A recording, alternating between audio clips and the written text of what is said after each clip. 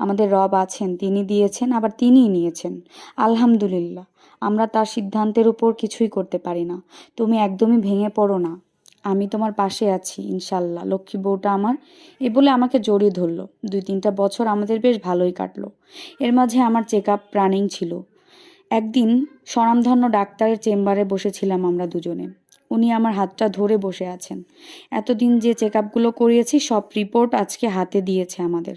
একটা সিদ্ধান্ত দিবেন ডাক্তার আমাদেরকে আজকে। বিয়ের প্রায় 9 বছর, এর মাঝে 9 মাসের গর্ভকালীন ছিলাম আমি। সন্তানও মারা যায়, পরবর্তীতে 3টা মিসক্যারেজ হয় আমার। এর মাঝে ডাক্তার আমার সব রিপোর্ট দেখে বললেন আমি আর মা হতে পারবো না, এমনকি টেস্ট টিউব পদ্ধতিতেও না। মাথায় আকাশ ভেঙে পড়লো আমার, কান্নায় ভেঙে পড়লাম। আমার হাজবেন্ড আমার হাত ধরে বসে আছেন শক্ত করে। এরপর আমরা সেখান থেকে হতাশা নিয়ে চলে আসলাম। আমার হাজবেন্ড আমাকে অনেক